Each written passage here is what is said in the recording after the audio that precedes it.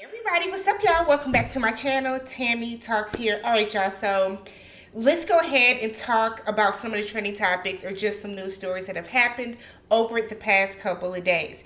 If you're brand new to my channel and you enjoy the content, please go ahead, hit that subscribe button, thumbs up the video, hop in the comment section just to let me know that you stopped by. All right.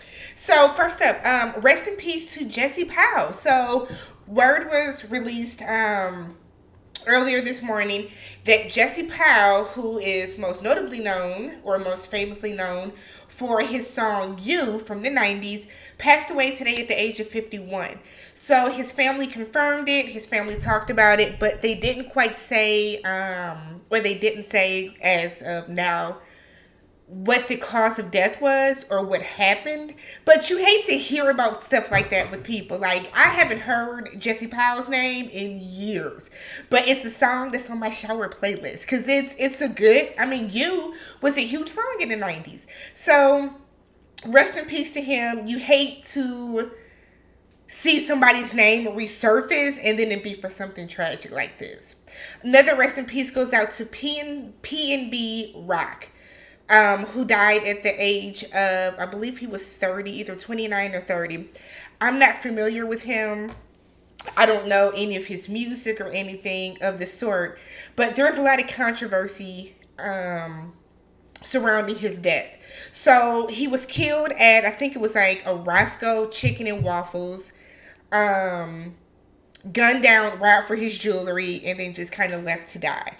Of course, because we are in an age of technology, an age in society, a time in society where everything has to be recorded. As soon as something happens to somebody, the first thing we do is we pull out our phones because we have to record and we have to get, video proof or whatever we want to call it.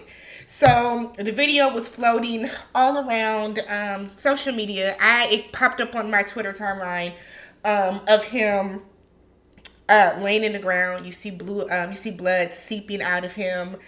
You see him, like, I don't know if they're like body spasms, but you see his like leg move and it's almost like he's trying to get up. You hear him moaning and it's like, why is this on social media?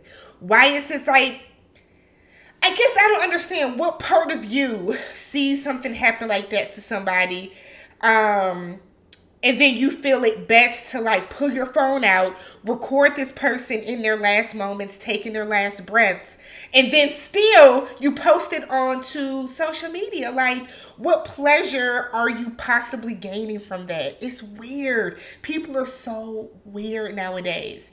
So apparently, allegedly, people are kind of pointing the finger at his girlfriend. So apparently, the two have been out all day, going to a bunch of different stores, shopping, whatever the case. It wasn't until they were in Roscoe's that she posted their location. 20 to 30 minutes later, he was gunned down. So there were a lot of people that were saying, oh, it's weird how she didn't post at any of the other luxury places that they were at. She waited until they were there. So Nicki went on and tweeted, after Pop Smoke, there's no way we as rappers or our loved ones are still posting locations to our whereabouts. To show waffles and some fried chicken? He was such a pleasure to work with. Condolences to his mom and family. This makes me feel so sick. Jesus. Hashtag sip. Hashtag PNBrock. Now, there were a lot of people that went on to say that Nicki was blaming the girl.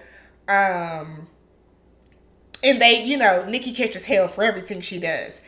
And I'll say this. I didn't take that to mean that Nicki was blaming the girl. I think it's a very real statement. Celebrities do have to move. People in general in today's society have to start moving a different way. I mean, clearly I'm a nobody, but I was a person that, I used to post all the time because, like, you make your Snapchat, you make your Instagram story, you post when you're out doing things. And it does get to a point where you got to start being more careful and more intentional about what you post. When you are a person of a certain status that has a certain fan base that might have that might have haters, that might have enemies. You really don't need to be posting about places like that. Now, I don't know how famous he was. I don't know if he had like security detail or how that worked. But Nicki's tweet, I think it was a very, very like, what's the word I'm looking for? I think it was a very valid tweet. So Cardi then went on, let me see, because it turned into then Cardi saying, I highly doubt niggas was looking at PNB's baby mom IG. He was in a bad location and people stay outside plotting. It's very irresponsible and inconsiderate to blame her for something so tragic. We should be sending nothing but love to her and his family at this time. And y'all know Cardi and Nicki are back having this like fake beef over nothing, absolutely nothing. It's like they're cool, and then all of a sudden Cardi will subtweet Nicki in some way, or Nicki will subtweet Cardi in some way. It's getting old between the two of them. Nonetheless, rest in peace to PNB Rock. Prayers and condolences to his family, to his girlfriend that was there. She did see that, but it does come down to we have to stop posting every little thing we're doing, every little where we're going. Even when people are doing like videos and stuff like that, you have to start be mindful of what's in the background. I almost always have my blinds closed because there are landmarks. You know what I mean? Outside my apartment. Be mindful of like the different things that people are doing and people just aren't. But rest in peace.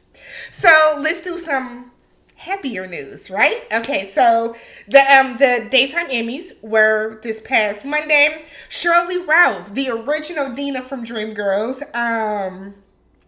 the hating ass mama from Sister Act 2,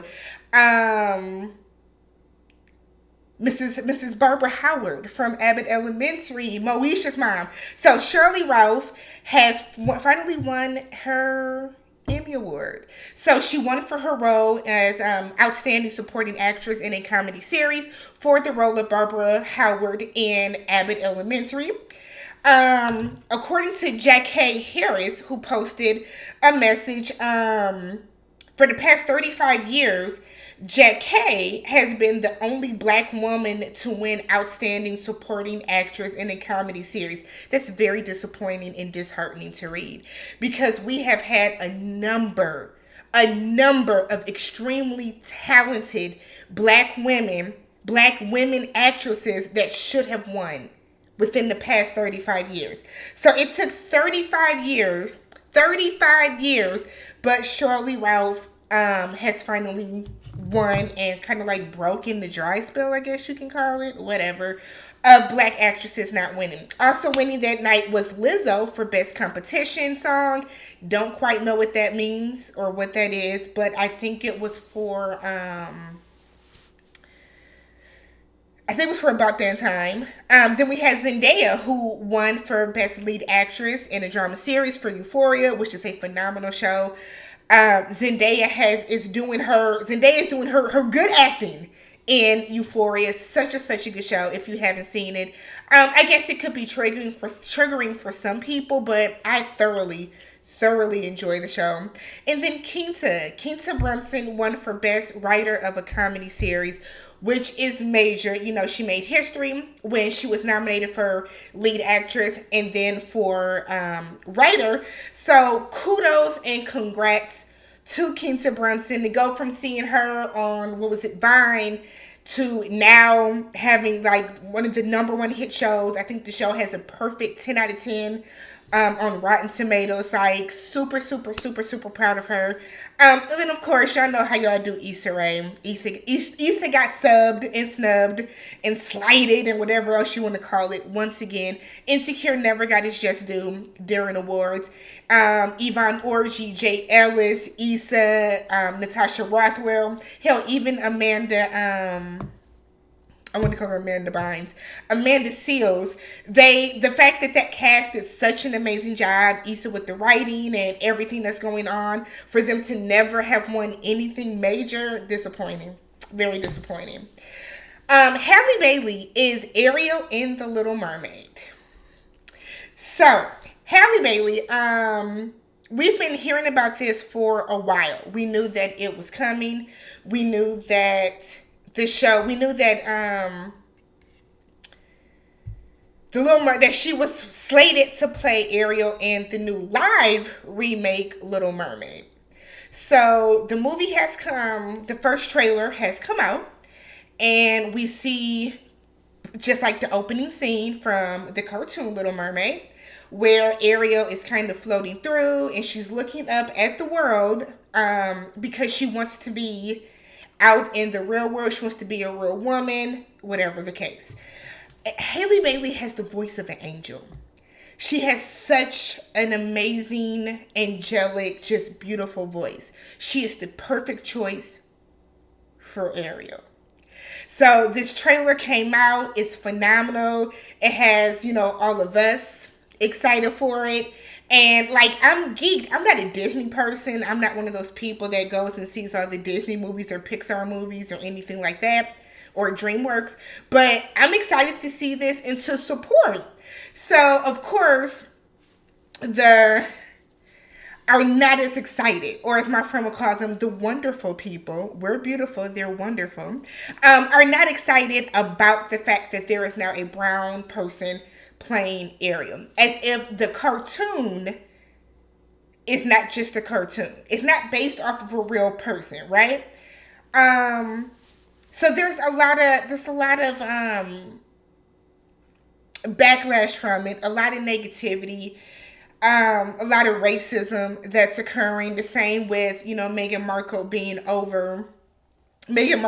overseas, over back with Harry for Queen Elizabeth's funeral.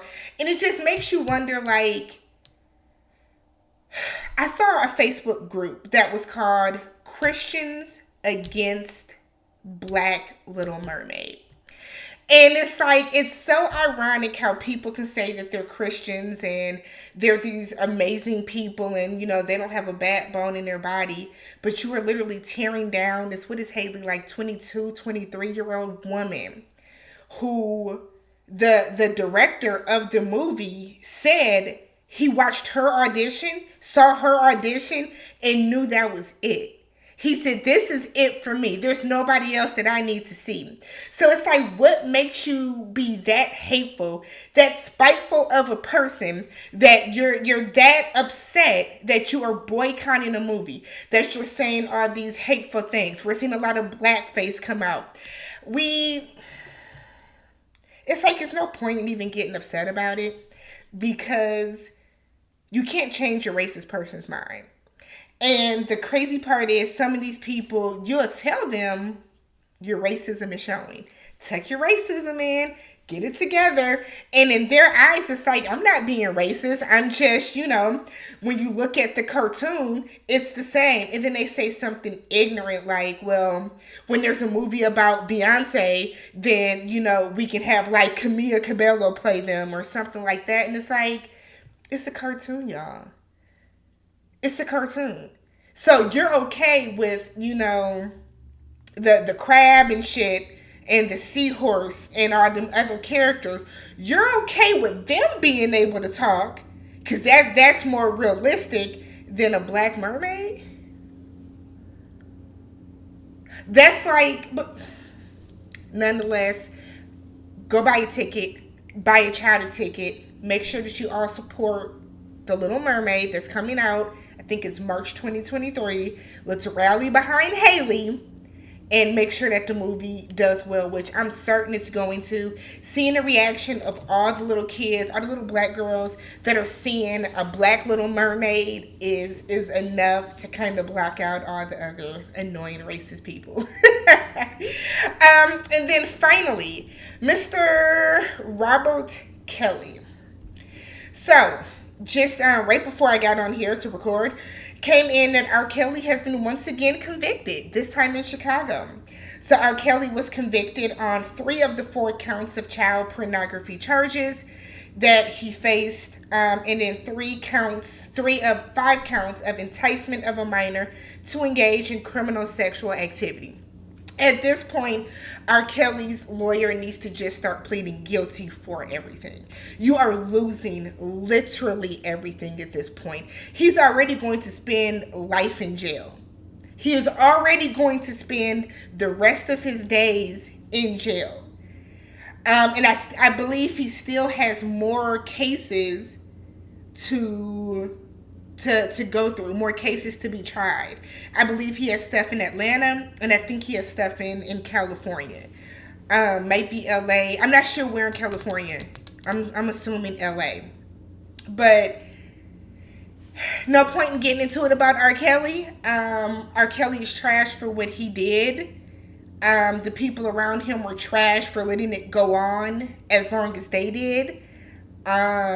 Anybody that is still defending R. Kelly, you're still trash. I'm not saying anybody that listens to R. Kelly. I'm a person. I can separate the music from the person. I haven't purposely thought to play R. Kelly in a really long time. But if a song comes on, I'm not swerving on the road to try to turn the radio.